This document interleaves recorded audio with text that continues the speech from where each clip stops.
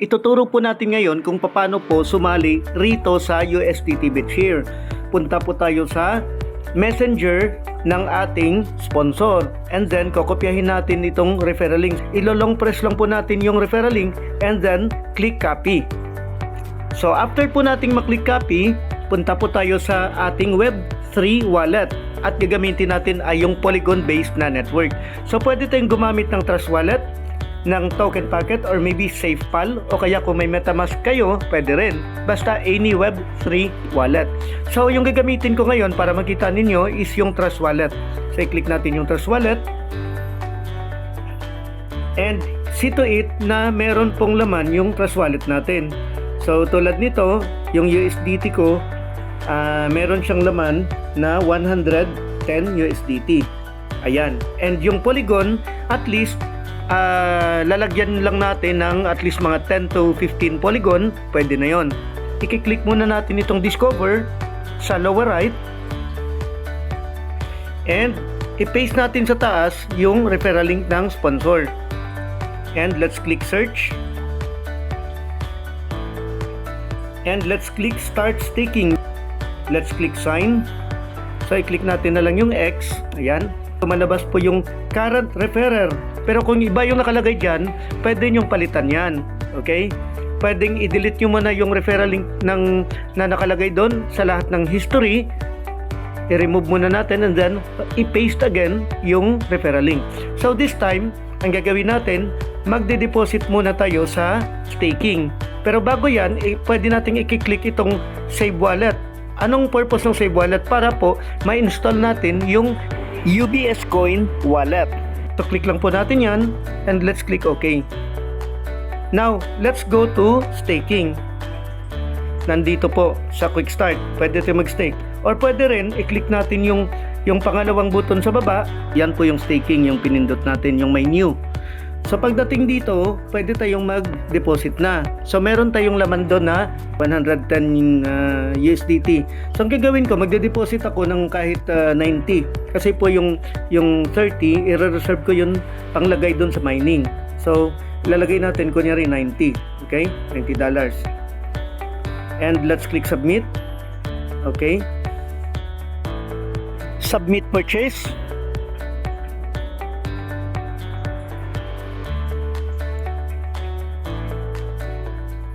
And ayan, it already received. So, nag-reset po siya. Balik ulit tayo rito sa pangalawang button sa ibaba, yung staking. And, punta tayo sa baba. So, nandito na siya, nadagdag na po yung $90 na nilagay ko. So, naging 345 kasi po, meron na akong existing deposit. Alright, so, yung aabutin niya, yung pwede niyang kikitain is nasa $549 kasi po meron naman siyang safety net para hindi po madaling malugi ang system. So ito po yung patak niya, every minute, every second po mapatak po yan. Ayan.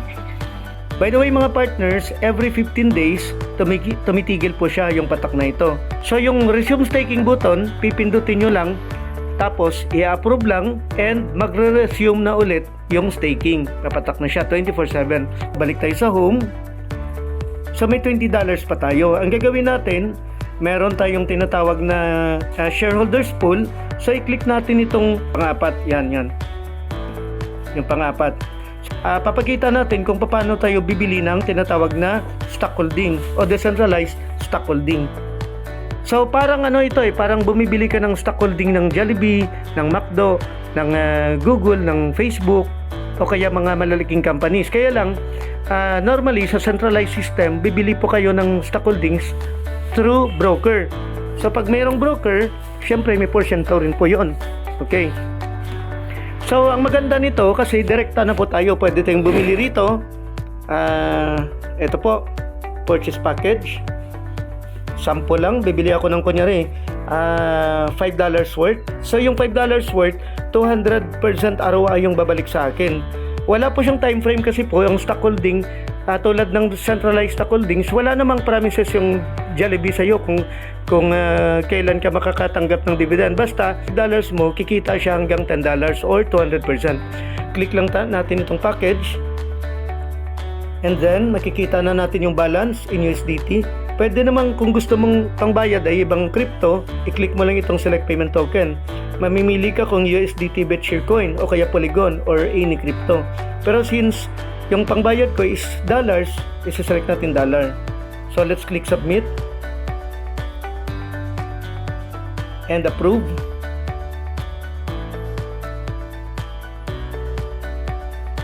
So ayan na, naka-purchase confirmed. So nag-reset na ulit. I-click natin ulit yung pang-apat na button sa ibaba. Yan, yung parang Pacman.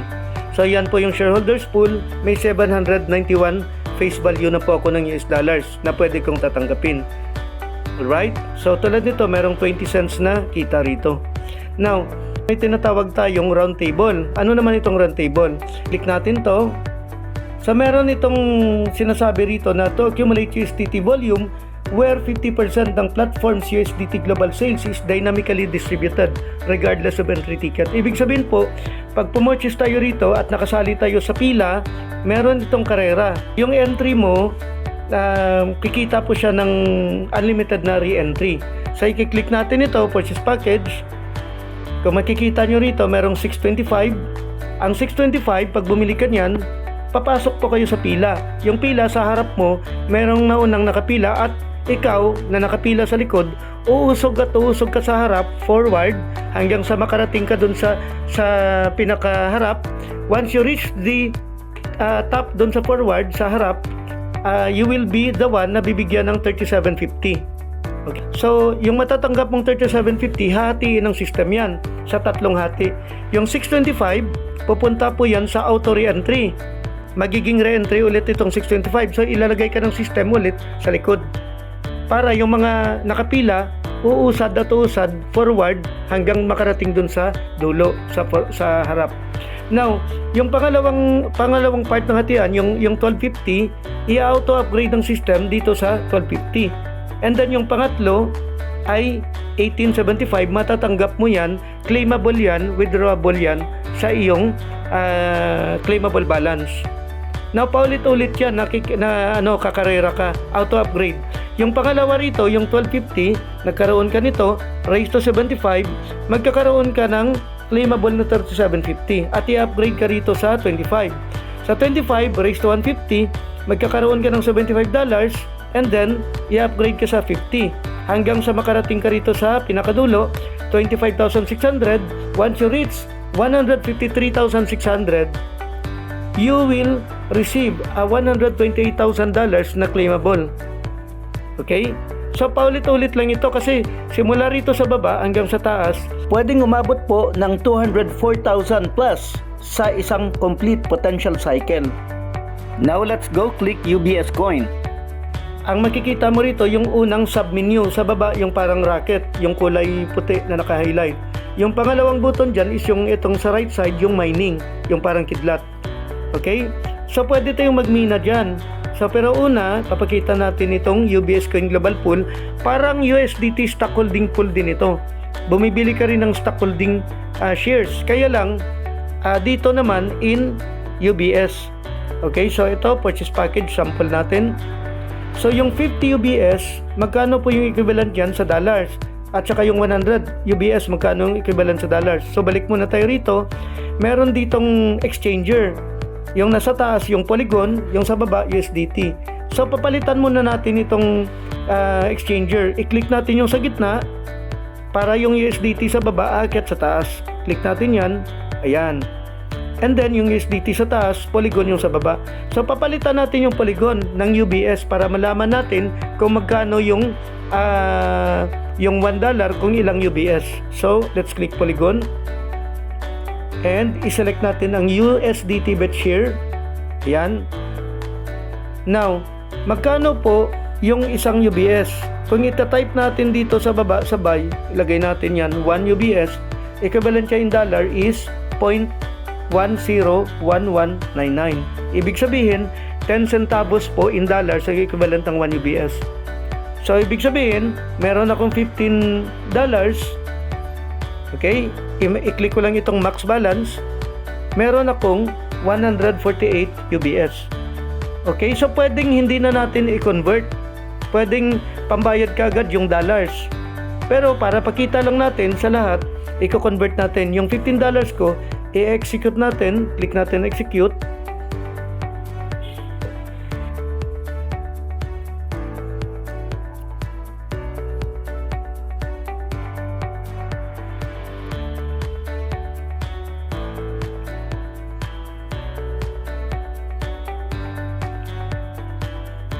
At ayun, nag-execute na. Bumalik siya sa home. Ibig sabihin, nag-execute. So, i-click natin itong UBS coin. Okay. So, tingnan natin. Okay, click natin itong nasa gitna ulit para akyat yung USDT. Click natin max balance. Okay, wala na siyang balance. So, yung Polygon, palitan natin ng USDT BitShare.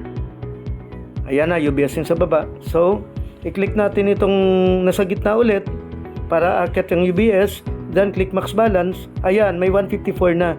Ibig sabihin po, nag-execute siya, nag-exchange na siya. So yung $15 ko, naging 154 UBS na siya. Now, ang gagawin natin, punta muna tayo sa home para makita natin totoo. Okay, USDT and then home sa baba.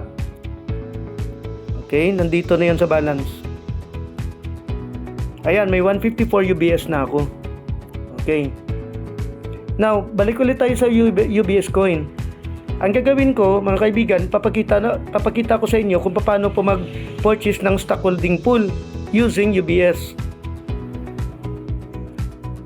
Okay, let's click purchase package. Since meron akong 154 doon, i-click ko itong 50 UBS. Alright, nandun yung balance ko, UBS. Oh, by the way, kung gusto mo yung pangbayad mo is dollars, mag-select ka lang ng payment token. I-click mo lang ito, and then select Post Tether USDT. So, appear dyan yung balance mo kung merong laman yung USDT mo. Pwede mong pangbayad dyan. Okay, kaya lang, yung pangbayad ko is USDT BitShare coin. So, ayan po, 154. So, let's click Submit Purchase.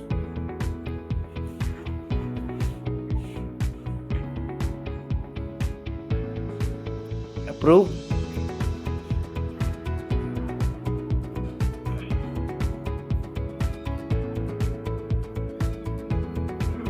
Alright, naka-purchase na tayo. Purchase confirmed. Let's click X.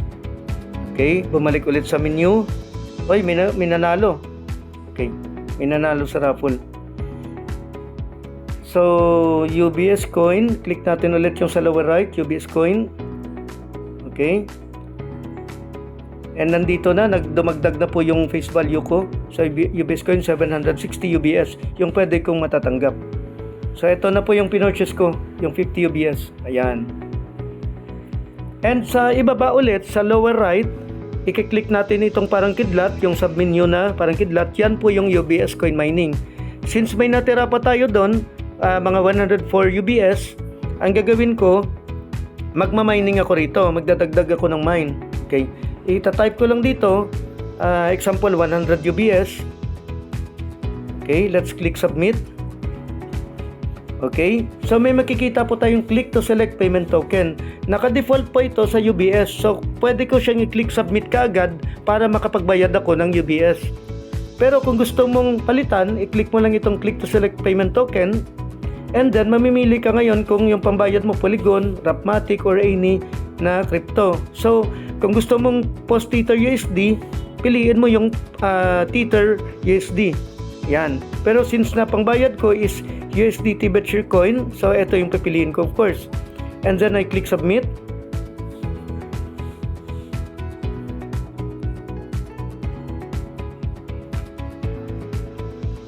Approve.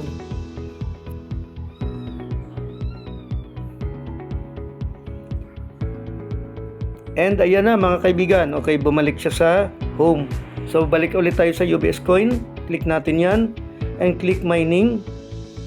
Wow, may 8 UBS yung Simplicity. Oh. Nanalo. So click natin ito. Yan.